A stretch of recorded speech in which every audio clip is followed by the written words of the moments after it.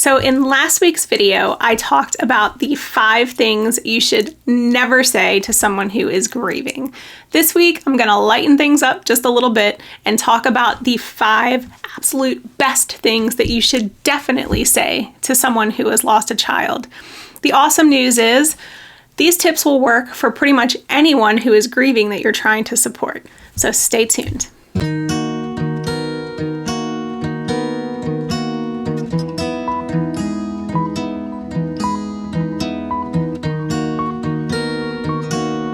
In the aftermath of someone dying, a lot of people struggle because they can't find the right words to say to someone who's grieving. So a lot of times they just avoid it because they feel uncomfortable and they're worried that they might say the wrong thing. And yes, it can be uncomfortable, it can be awkward, and finding the right thing to say can be really difficult. But the important thing to remember is that there is no right thing to say. There are no words that are going to comfort a grieving parent. So once you kind of accept that and understand it, hopefully it takes some of the pressure off you to come up with the perfect thing to say, because you have no idea how much just a simple, thinking about you text or I love you text and no need to respond, how much that can mean to someone who has lost a child. So if there's someone that you would like to support, get in the game. You've got this. And I'm going to help you with the 5 best things that people said to me and that you can say to someone who has lost a child. The first thing that you definitely should say to someone who is grieving is, I'm so sorry, or this sucks, or I don't even know what to say, or this is so unfair. Any of those statements are awesome because they show us that you recognize that what we are going through is full of injustice and it is unfair and it can't be fixed. So you're just kind of showing that you commiserate without trying to give any advice or fix anything. These are great for short interactions with someone. I can tell you after my daughter Libby died, one of the best texts that I got was from a coworker of mine. And he just sent me this long, rambling text littered with F-bombs about the injustice of the world and how it was so unfair. And he wished there was something he could do, but he knew that there was nothing that he could do to make me feel better and that the whole thing was just heartbreaking. And after reading that, I was like, yes. He gets it. It was just so perfect. Again, he wasn't trying to fix anything. He wasn't offering any platitudes. It was just the comfort of, this is god awful and I'm so sorry. The next thing that you should say to a grieving parent is, I remember when your child blank, and fill in the blank. A lot of people are afraid to mention our children's names or any person that's been lost names because they're afraid that they're going to remind us of that loss. Here's a newsflash for anyone watching. We never forget. It's always there for us. You're not going to remind me that my daughter died. Trust me, I know. I think about it every second of every day. So bringing up her name or telling me memories about her, I actually love that. As grieving parents, we want to know that our children meant things to someone, that our children made a difference in their short lives, that they had an impact on the world. And we love to hear those memories of how important they were to other people and things that they experienced with other people. These are some of my favorite things that I hear since my daughter passed away. I mean, I knew that she was incredible, but I had no idea how far her impact went until she died and people started telling me all these memories about her, and it was just amazing. So please don't be afraid to say, I remember when your child this, or your child meant so much to me or my child, because those memories are amazing for us to have. And kind of along those same lines, it means so much to me when people visit my daughter's crash site. They set up a memorial for her there, and this is a ton of just different random people that set up a memorial where the crash happened, and they put, you know, little gifts there and signs and left stuffed animals, and it means so much to me that people still go there and they still leave things for her. And a lot of people that I know just sit and talk with her and visit at that site. And it breaks my heart, but in a good way. It also makes my heart full because it is really, really challenging for me to go there. So the fact that some people go and will clean it up, you know, and make it look nice and just kind of visit there in honor of her, that means the absolute world to me. So if you can do that for someone that you are supporting during grief, I know it would mean so much to them to take something to the memorial site, or if they have a grave or something like that, that you can go and leave something there. Just as a marker of how important that child was to the world. It would mean the world. All right, moving on. Next on my list to say to someone who has lost a child is, I'm bringing you dinner on Thursday. I know that sounds weirdly specific, but it's specific for a reason.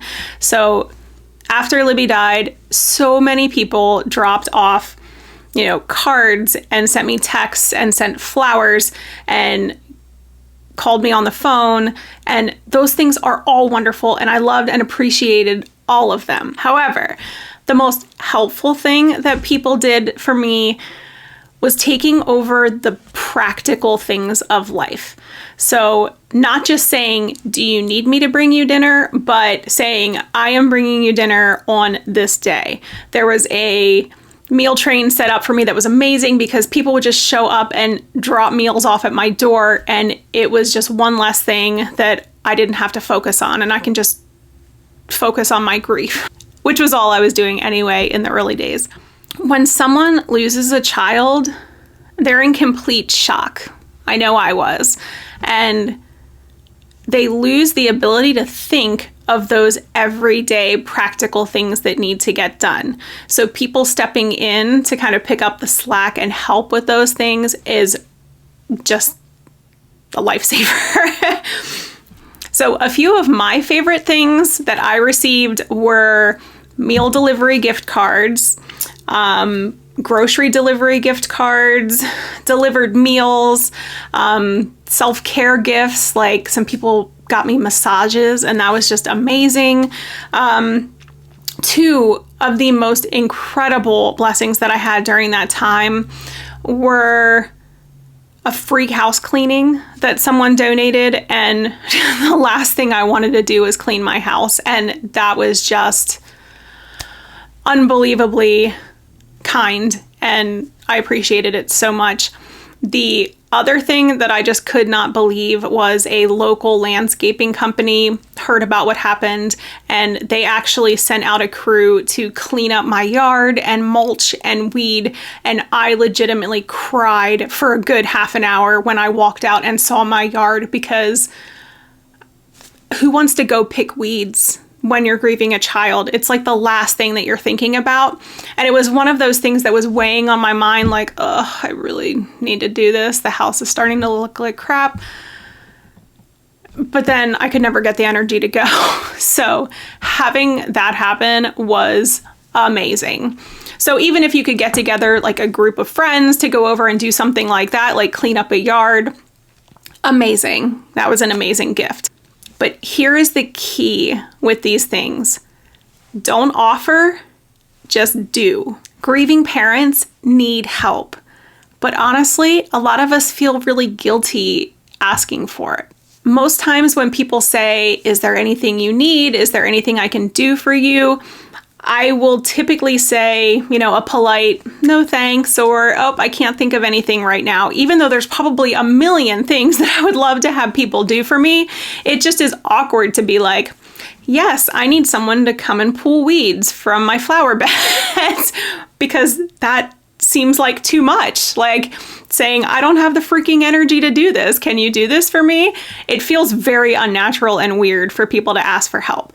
So you would be the best friend ever and the best support ever if you would just not ask, just do it, Or just tell them. Don't give them an option. Just tell them, I am doing this for you on this date. That's it. Amazing.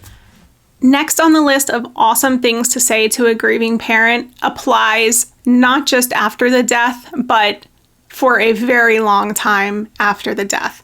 And that is, I know this is blank. Insert child's birthday, holiday, death day, any sort of special day.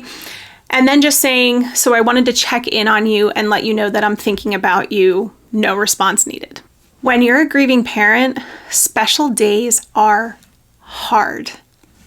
Hell, I cried just getting out my fall decorations recently because Libby always helped me with that. And she got so excited every time the seasons changed and I got out the little trinkets and holiday stuff to put out. She was always so enthusiastic, and without that enthusiasm and without sharing that with her, I was just broken. And it was terrible. It means so much to acknowledge us and just say that they're thinking of us when these days roll around. The no response needed is absolutely clutch as well, because especially on days like a birthday, we'll probably get several messages and then it makes us feel anxious, like, oh my gosh, do I have to respond to all of these people? So by adding no response needed at the end of a text or a message, that just lets us off the hook and decreases that anxiety that we have to respond to everyone, because that can be overwhelming. All right, and finally on the list is sending you an open invite to blank. Fill in the blank. Go for a walk, talk on the phone, see a movie, make some pottery, whatever you can think of. Insert activity in the blank and add no pressure. As a grieving parent, I can tell you that some days I feel like I have energy, and especially social energy, and other days I honestly just want to stay in my pajamas and binge my Amazon watch list. I love this message specifically for grieving parents because it leaves wiggle room.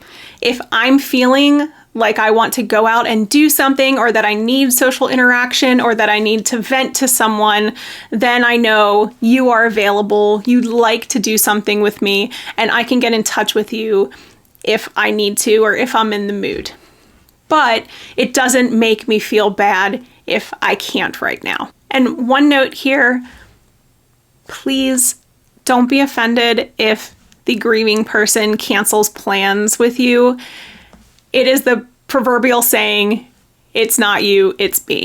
It really is us. It's actually the grief. It is the grief. And sometimes we will plan things, we will feel like we want to do them, and then at the last minute, it just becomes too much and we cancel. Please don't hold that against us. Again, not you. We appreciate the invitations. It is not that we don't want to spend time with you. Sometimes what seemed like a good idea at the time just turns into a Herculean effort that we cannot muster and we end up canceling. We are sorry, and we still appreciate your offers so, so much. So keep them coming. So that's it. That is my list of 5 things to say to a grieving parent, but I'm not done. So watch until the end because I have a few more tips for you. One last word on behalf of my fellow introverts. If you call me, I probably won't answer the phone. But if you text me, I am much more likely to respond. Again, we'll go back to the saying, it's not you, it's me. It is this girl. I am introverted and don't like talking on the phone. My preference is to get texts or emails or social media messages and respond back when and if I have the energy to do so. If you reach out with any of these 5 amazing messages and you don't get a response right away, please, please, please do not take it personally. And one last word of advice that's actually really important. The immediate days after someone's death, family members are usually flooded with support. The meals are pouring in, the texts, the cards, the flowers. However, as the months go by, that support dwindles down to almost nothing. I actually cried the other day in a good way A friend of mine and her daughter, who was friends with Libby, dropped off roast beef dinners at my house for me and the kids. My anxiety had ramped up from seeing everyone's back to school posts, and I had gone back to work, and I was seeing all of Libby's friends go back to dance class, and I was in a really kind of down and rough place, and I was overwhelmed. And I had resorted to spending money that I didn't have on DoorDash and Grubhub to get meals delivered, and just doing easy things for my boys to keep them fed. And that small gesture of dropping off those meals for us this long, months and months after Libby's died, meant so unbelievably much and was such a relief to me. I literally cried. Any ways that you can show to a grieving parent to say, I'm thinking about you, and I see you, and I care, and I love you, will mean the world. Absolutely. And I also wanted to throw in a personal thank you to all of the amazing people who have helped my family after my daughter's death. Hopefully you found these tips helpful. If you'd like to watch another one of my videos, or if you didn't see the 5 things you should never say to a grieving parent, I will put that here for you to watch. Until next time, sending love and hugs. This is Brooke from Grieving Mommy, and I will catch you next time.